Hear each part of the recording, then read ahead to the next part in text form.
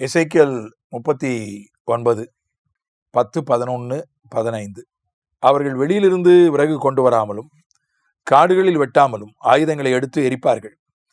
அவர்கள் தங்களை கொள்ளையிட்டவர்களை கொள்ளையிட்டு தங்களை சூறையாடினவர்களை சூறையாடுவார்கள். 11. அந்நாளில் இஸ்ரவேல் தேசத்திலே சமுத்திரத்திற்கு கிழக்கே பிரயாணக்காரரின் பள்ளத்தாக்கை புதைக்கிற ஸ்தானமாக கோகுக்கு கொடுப்பேன்.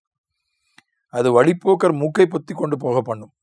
அங்கே கோகையும் அவனுடைய எல்லா சேனையையும் புதைத்து அதை ஆமோன் கோகின் பள்ளத்தாக்கு என்பார்கள். இஸ்ரவேல் வம்சத்தார் தேசத்தை சுத்தம் பண்ணும்படிக்கு அவர்களை புதைத்து தீர 7 மாதம் செல்லும். தேசத்தின் ஜனங்கள் எல்லாரும் புதைத்து கொண்டிருப்பார்கள். நான் மகிமைப்படும் அந்நாளிலே அது அவர்களுக்கு கீர்த்தியாக இருக்கும் என்று கர்த்தராகிய ஆண்டவர் சொல்லுவார். தேசத்தை சுத்தம் பண்ணுவதற்காக அதில் கிடக்கும் மற்ற பிரேதங்களை புதைக்கும்படிக்கு நித்தமும் தேசத்தில் சுற்றித் திரியும் மனுஷரையும் சுற்றித் திரிகிறவர்களோட கூட புதைக்கிறவர்களையும் தெரிந்து நியமிப்பார்கள். 7 மாதங்கள் முடிந்த பின்னும் இவர்கள் தேடிக்கொண்டிருப்பார்கள். தேசத்தில் சுற்றித் திரிகிறவர்கள் தெரிந்து கொண்டிருப்பார்கள். யாராவது ஒருவன் மனுஷனின் எலும்பை காணும்போது புதைக்கிறவர்கள் அதை ஆமோன் கோகுடைய பள்ளத்தாக்கில புதைக்கும் மட்டும் அதன் அண்டையிலே ஒரு அடையாளத்தை நாட்டுவான். இந்த யுத்தத்தினுடைய முடிவில் கோகு மாகோகு அந்த கூட்டணியினுடைய அத்தனை படையும் கர்த்தராலே அழிக்கப்படும். கர்த்தர் அவர்களோடு யுத்தம் பண்ணி இயற்கைக்கு அப்பாற்பட்ட விதத்தில் அவர்கள் கொல்லப்படுவார்கள். இப்போ அவங்களுடைய உடல்களை எல்லாம் புதைக்கணும்.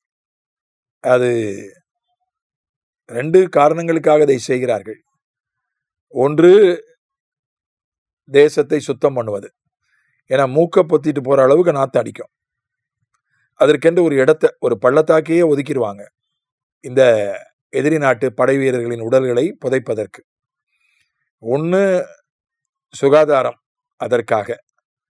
2, ஒரு உடலை புதைப்பது என்பது ஒரு மனித பண்பு, ஒரு மனித நேயம், ஒரு உடலை புதைக்கிறது என்பது. அதனால அதை அவர்கள் செய்தார்கள். 7 மாசமா செய்கிறாங்க. அது 7 மாசத்துல எலும்பு கூடாகி இருக்கும். ஆனாலும் அதை எடுத்து புதைச்சாங்க. பள்ளத்தாக்கு தானே, எங்கேயாவது அப்படி அள்ளி விட்டுட்டு விடுங்க என்று சொல்லலை. அது ஒரு மனித பண்பு. ஒரு இறந்து போனவர்களுடைய உடலுக்கு இறுதியாக செய்ய வேண்டிய கடமைகளை செய்வது ஒரு மனித பண்பு, மனித நேயம். ஆனால் அதை ஒரு விலை உயர்ந்த காரியமாக சில நேரங்களில் மாற்றிவிட்டார்கள். சில சபைகளிலே கல்லற தோட்டத்தில் புதைக்கிறதுக்கு பெரிய தொகை கேட்குறாங்க. தூத்துக்குடி மாவட்டத்தில் ஒரு கல்லற தோட்டத்தில் ஒருத்தரை புதைக்கிறதுக்கு 50,000 ரூபாய் கேட்டாங்க. அதை அந்த புதைப்பதற்கான அனுமதி கொடுப்பதற்கு, அவ்வளோதான். மற்ற செலவுகளுக்காக அல்ல, கல்லறை கட்டுவதற்காக அல்ல, மற்ற செலவுகளுக்காக அல்ல. அது ஒரு கிராமம்தான், பெரிய மாநகரம் இல்லை. 6க்கு 3 அடி, ஒரு சதுர அடி இவ்வளோ 50,000 அப்படின்னு கணக்கு பண்ணுறதுக்கு, புதைக்கிறதுக்கு மட்டும்தான் கேட்டாங்க. அதுக்கு 50,000 ரூபா சொன்னார்கள். அதுவும் கோவிட் நேரத்தில் முஸ்லீம் சகோதரர்கள் துணிந்து களத்தில் இறங்கி கோவிடால் இறந்தவருடைய உடல்களை எல்லாம் புதைத்து கொண்டிருந்தார்கள். ஈரோடு CSI சபை அப்படிப்பட்ட இஸ்லாமிய சகோதரர்களோடு கைகோர்த்து அவர்களும் அந்த பணியை செய்தார்கள். அவர்களை நான் நிச்சயமாக பாராட்டுகிறேன். நாம் முன்னே இருந்து செய்திருக்க வேண்டிய பணியை அவர்கள் செய்தார்கள், பாராட்டுகிறேன். ஆனால் நாம் ஏன் சில நேரங்களில் சில விஷயங்களை கஷ்டமாக்குறோம் என்று தெரியவில்லை. ஒருவேளை அங்கே கல்லறை கட்டுவாங்க, அது கட்டணமாக கட்டி விடுவார்கள், அந்த குடும்பத்துக்கே சொந்தமாயிரும். அதனால் அந்த இடத்துக்கு ஒரு விலை போட்டு வாங்க வேண்டும் என்று 50,000 ரூபாய் கேட்டார்களா எனக்கு தெரியலை. சபை அங்கத்தினர்கள் என்றால் குறைவான கட்டணம்னு கேள்விப்பட்டேன். வெளியில இருந்தால் 50,000 ரூபா.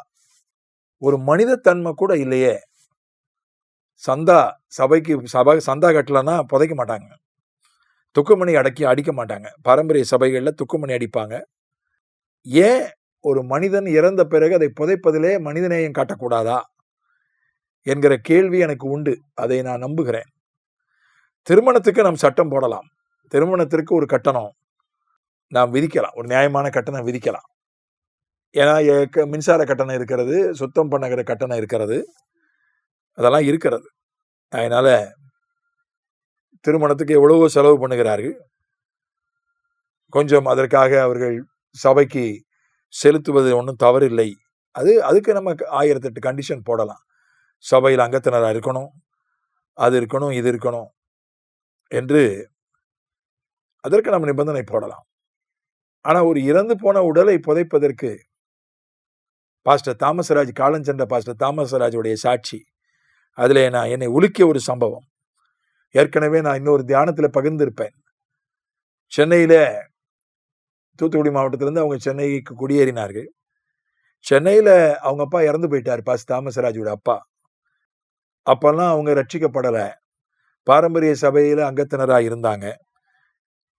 சென்னையில ஒரு சபைக்கு போவாங்க, ஆனா சந்தா சரியா கட்டல. அந்த பாரம்பரிய சபையின் போதகர் சொன்னாரு, பெரிய ஒரு தொகையை சொல்லி, இவங்களுக்கே ரொம்ப கஷ்டம் அந்த காலத்துல, பெரிய தொகையை சொல்லி, இத்தனை 3 ஆண்டுகள் சந்தா கட்டணும், இவ்வளவு பெரிய தொகை கட்டினாதான் நாங்க பழக்கம் பண்ணுவோம். அழுதாராம் தாமஸ்ராஜ் அவர்கள், அழுதாராம். ஐயா, நாங்க கடனா வச்சுக்கிடுங்க, நான் தந்துடுறேன். எவ்வளவோ கெஞ்சி அழுது இருக்கிறாரு. அந்த போதகர் மனம் இறங்கல. அந்த தெருவில் இருக்கிற இந்து சகோதரர்கள் ஒரு பாடை கட்டி அந்த உடலை எடுத்துக்கொண்டு போய் அடக்கம் பண்ணியிருக்கிறார்கள். இந்த தெருவில் தெருவாசிகளுக்கு இருந்த ஈவு இறக்கம் கூட ஒரு சபையினுடைய போதகருக்கு இல்ல. எவ்வளவு பெரிய கேவலம், எவ்வளவு பெரிய வெட்கம். நாம் கிறிஸ்தவர்கள் தலைகுனிய வேண்டும். இப்படிப்பட்ட சம்பவங்களை நடக்குமானால், இப்படி இனியும் கிறிஸ்தவ சபைகள் இப்படி நடந்து கொள்வோமானால், கிறிஸ்தவர்கள் வெட்கி தலைகுனிய வேண்டும். மனித நேயமற்ற செயல், மனு குலத்திற்கு எதிரான செயல். கண்டிக்கிறேன் நான். மற்றதுல நீங்க ஒழுங்கு வைங்க, அது ஒழுங்கு வைங்க. டெத் சர்டிஃபிகேட் வேணும், அதெல்லாம் நீங்க கேளுங்க. கல்லறை கட்டுவதற்கு பணம் கேளுங்க, புதைப்பதை இலவசமாய் கொடுங்கள். அதுல நாங்க ஒரு கட்டடம் கட்டுவோம்னா, கட்டடம் கட்டோம்னா அவங்களுக்கே அது சொந்தமாயிருது ஏறக்குறைய. இப்போ இடம் வேற பிரச்சனை. தாம்பரத்துல நான் சபை பணியாற்றிய போது, அங்க இருக்கிற சபைகளின் கூட்டமைப்பு சார்பாக, அப்பொழுது அது நகராட்சியாக இருந்தது, நகராட்சி தலைவரை, நகராட்சி உறுப்பினர்களை அழைத்து அவர்களுக்கு ஒரு கூட்டம் நடத்தினோம். கிறிஸ்தவர்களின் கோரிக்கையை வைத்தோம். நகராட்சி தலைவர் சொன்னாரு, எங்க இடம் இருக்கு, இந்துக்களெல்லாம் எரிக்கிறார்கள் பெரும்பாலும், ஆனா நீங்க எல்லாருமே புதைக்கிறீங்க. தாம்பரத்துல கிறிஸ்தவர்கள் எண்ணிக்கை அதிகம், கல்லறை தோட்டமெல்லாம் நிரம்பி வழிகிறது, அதை எரிப்பதை பற்றி நீங்கள் பரிசீலிக்க கூடாதா என்று கேட்டார். இங்கிலாந்தில் அதுக்கு தான் என்ன செய்கிறார்கள் என்றால், 100 வருஷமான கல்லறைகளை இடித்து விடுகிறார்கள். இங்கிலாந்து நாட்டின் சட்டம் அது. ஒரு கல்லறை 100 வருஷம் கட்டலாம், 100 வருஷம் வரையும் தான் அந்த கல்லறை இருக்கணும். 100 வருஷமான கல்லறைகளை அரசாங்கம் இடித்து விடும். அப்படி இடிக்காமல் வைத்திருக்க வேண்டுமானால் சிறப்பு அனுமதி இங்கிலாந்து மன்னரிடத்துல வாங்க வேண்டும். அது கிறிஸ்துவ நாடு, எல்லாருக்கும் கல்லறை கட்டினா அப்புறம் கல்லறை தான் இருக்கும், வேற எதுக்கும் இடம் இருக்காது. அந்த பிரச்சனை இருக்கிறத நான் இல்லை என்று சொல்லவில்லை.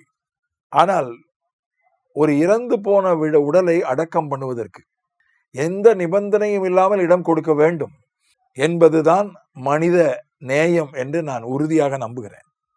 கிறிஸ்தவ ஊழியங்கள், கிறிஸ்தவ சபைகள், கிறிஸ்தவ கல்லறையினுடைய நிர்வாகிகள், நான் உங்களை கைகூப்பி வேண்டி கேட்டுக்கொள்கிறேன், என்னுடைய வேண்டுகோளை ஏற்றுக்கொள்ளுங்கள். நாம் மனித நேயமுள்ளவர்களாய் நடந்து கொள்வோம். ஆமென்.